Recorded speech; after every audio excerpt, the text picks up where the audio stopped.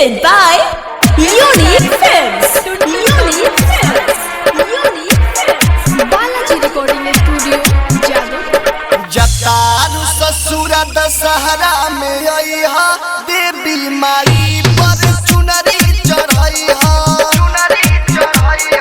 जतारू ससुर दशहरा में अइहा देवी माई पर चुनरी चढ़इहा होई मनोकामना हमरो जे पूरा होई मनोकामना हमरो जे पूरा तो डीजे पयरऊ कमर हिलइहा जतारू ससुर दशहरा में अइहा देवी माई पर चुनरी चढ़इहा जतारू ससुर दशहरा में अइहा देवी माई पर चुनरी चढ़इहा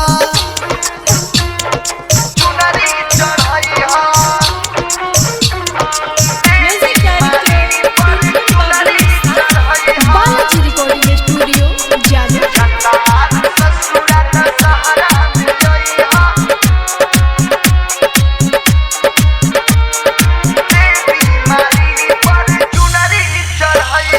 जैसन चहलो मिलल वैसन बर हो जैसन चहलो मिलल वैसन बर हो मैया के कृपा से बसल तोहर घर हो आ जाए जल्दी नैहर में हम आ जाए जल्दी नैहर में हम देवी माई से तू गोहरइहा जतारू ससुर दशहरा में अइहा देवी माई पर चुनरी चढ़इहा जतारू ससुर दशहरा में अइहा देवी माई पर चुनरी चढ़इहा Presented by Unique Films. Unique Films. Unique Films. जतारू ससुर दशहरा में अइहा